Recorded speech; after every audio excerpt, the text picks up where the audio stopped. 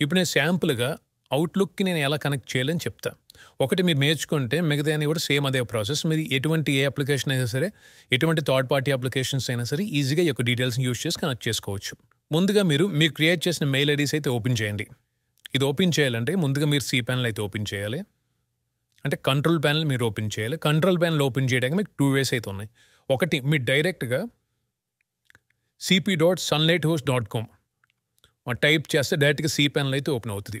నేను ఆల్రెడీ లాగిన్‌లో ఉన్నాను కాబట్టి నాకు యూజర్ నేమ్, పాస్వర్డ్ ఏం అడగట్లేదు. ఒకవేళ మీకు అడిగితే గనక మీ యొక్క ఈమెయిల్ ఐడీ, పాస్వర్డ్ ద్వారా మీరు లాగిన్ అవ్వండి. మేనేజ్ క్లిక్ చేస్తే మీ యొక్క కంట్రోల్ ప్యానెల్ అనేది ఓపెన్ అవుద్ది.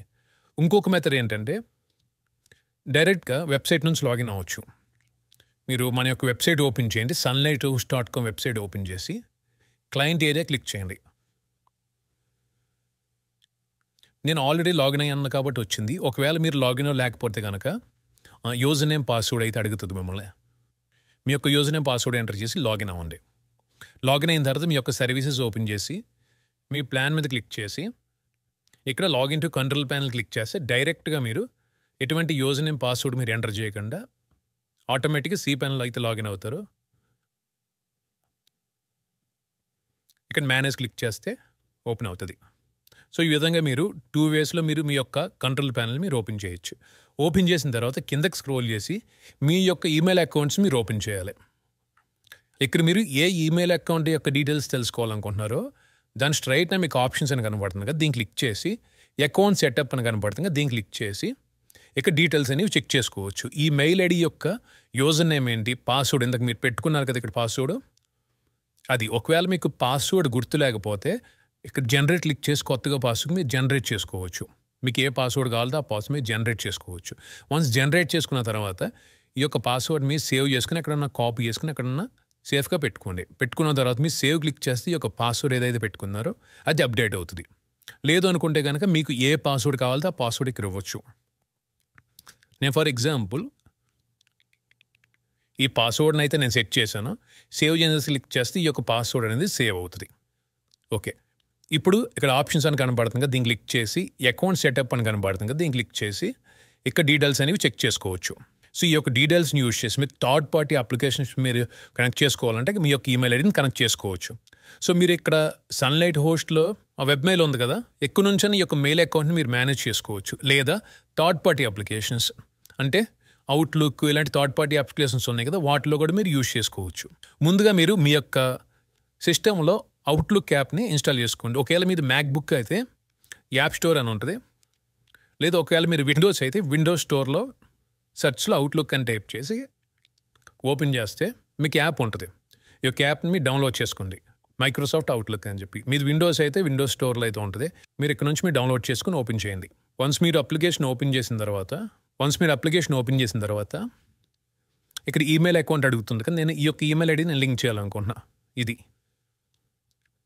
కాపీ చేసా. ఇక్కడ పేస్ట్ చేయండి. కంటిన్యూ. ఇక్కడ దేని ద్వారా మీరు లింక్ చేయాలనుకుంటున్నారు? IMAP ద్వారానే చేయొచ్చు లేదా POP3 ద్వారా చేయొచ్చు. మీ యొక్క రిక్వైర్మెంట్ ఏదైతే ఉందో దాన్ని మీరు కనెక్ట్ చేసుకోండి.